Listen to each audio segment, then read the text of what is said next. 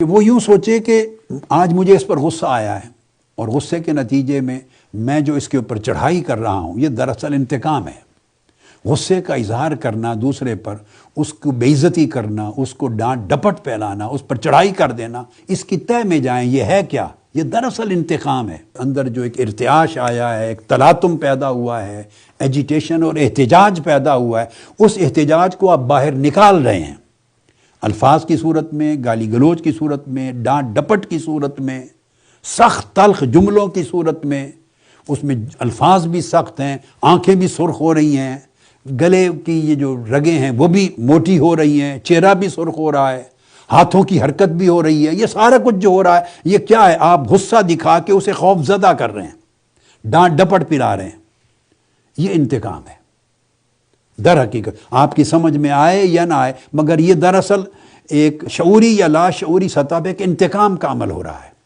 اس وقت سے سوچیں کہ میں جو غصے میں اس سے انتقام لے رہا ہوں یا اس کو سزا دے رہا ہوں یا اس کو میں ڈرا دھمکا رہا ہوں، وہ اس وقت دھیان کرے، یہ علاج ہے، دھیان کرے کہ میں بڑا ہوں یا میرا اللہ بڑا ہے۔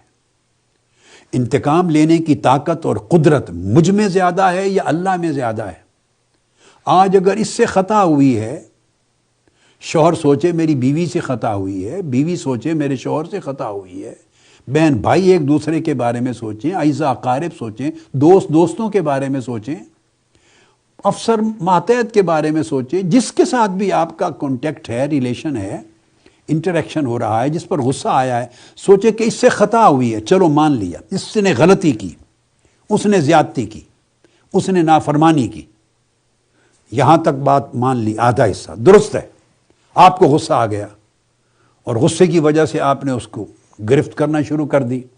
یہاں یہ سوچنے کی ضرورت ہے کہ کتنی نافرمانیاں ہم اپنی زندگی میں کرتے ہیں، اللہ کے احکام کو توڑتے ہیں، اللہ کی ناراضگی کا سبب بنتے ہیں، ہم اللہ کے فرامین کو، اللہ کے رسول کے فرامین کو زندگی میں اٹھا کے پھینکتے ہیں اور اللہ کو ناراض کرتے ہیں۔ کتنی چیزیں ہم نے جمع کر رکھی ہیں اللہ کی ناراضگی کے لیے اور قیامت کے دن کے انتقام کے لیے۔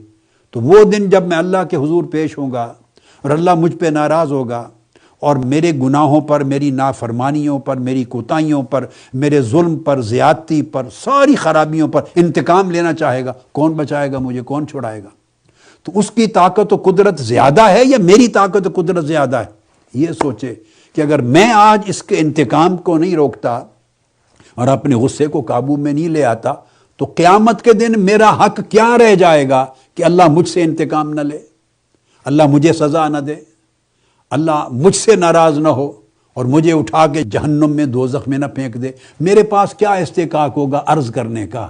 کیا جواز ہوگا کہ باری تعالیٰ مجھے معاف کر دے؟ اگر اس وقت آپ کہیں گے باری تعالیٰ مجھے معاف کر دیں، میری نافرمانیاں ہیں، کوتاہیاں، غلطیاں ہیں، میں مانتا ہوں معاف کر دیں، تو جواب ہوگا تو بندہ ہے، وہ بھی بندہ تھا، اس کی کوتاہی تھی، غلطی تھی، آپ کے ساتھی کی، آپ کے کمپینین کی، آپ کے پارٹنر کی، اس کی غلطی تھی، درست ہے، مان لیا غلطی تھی، مگر تم نے انتقام لیا، تم معاف نہیں کر سکتے تھے۔ تو یاد رکھ لیں جو بندہ معاف نہیں کرتا وہ قیامت کے دن معافی طلب کرنے کا اپنے لیے اس کا حق بھی نہیں رکھتا۔